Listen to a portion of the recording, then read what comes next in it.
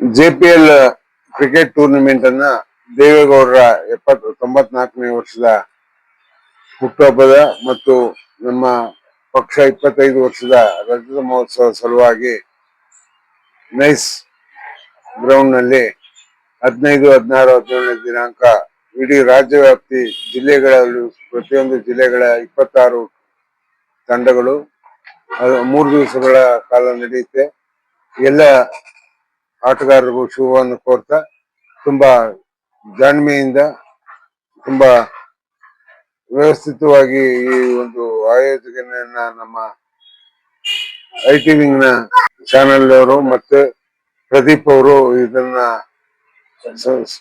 ಚಂದನ್ ಅವರು ಪ್ರದೀಪ್ ಅವರು ಸಂಯೋಜನೆ ಮಾಡಿದ್ದಾರೆ.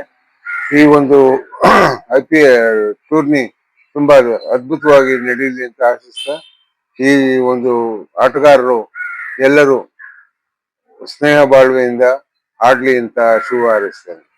ಈಗ ನಮ್ಮ ಪಕ್ಷದ ಯುವ ಮಿತ್ರರು ಈ ಒಂದು ಇಡೀ ಜಿಲ್ಲೆಗಳಿಂದ ಬಂದು ಈ ಪಕ್ಷದ ಸಂಘಟನೆ ಜೊತೆಗೆ ಕ್ರೀಡಾಭಿವೃದ್ಧಿ ಕೂಡ ಅಭಿವೃದ್ಧಿ ಆಗಬೇಕು. ನಮ್ಮ ಪಕ್ಷದ ರಜತ ಮಹೋತ್ಸವ ಕೂಡ ಸಂಘ ಮೆಸೇಜ್ ಅನ್ನು ಪಾಸ್ ಮಾಡೋದ್ರ ಜೊತೆಗೆ ದೇವೇಗೌಡರು 94ನೇ ಹುಟ್ಟುಹಬ್ಬವನ್ನು ಸಹ ಒಂದು ಸಾಕ್ಷೀಕರಿಸಬೇಕು ಅಂತ ತಮ್ಮ ಆಟಗಾರರಲ್ಲಿ ವಿನಂತಿಸ್ತೇನೆ.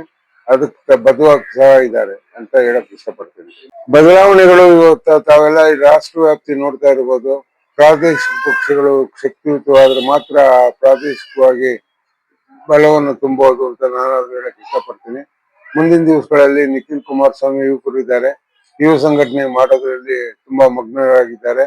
ಜನಗಳಿಗೆ 3ನೇ ಶಕ್ತಿ ಬೇಕು ಅನ್ನೋ ಒಂದು ಆಸೆ ರಾಜ್ಯದಲ್ಲಿ ಇದೆ ಅನ್ನೋದನ್ನ ಹೇಳಕ್ ಇಷ್ಟಪಡ್ತೀವಿ. ತಮಗ್ ಗೊತ್ತಿರುವ ತಮಿಳುನಾಡಿನಲ್ಲಿ ಏನು ಇವತ್ತು ಹೊಸ ಒಂದು ಶಾಖೆ ಉದಯವಾಗಿದೆ, ಅದೇ ರೀತಿ ನಮ್ಮ ಕರ್ನಾಟಕದಲ್ಲೂ JDS ಪಕ್ಷ ಉದಯವಾಗುತ್ತೆ ಅಂತ ಹೇಳಕ್ ಇಷ್ಟಪಡ್ತೇವೆ.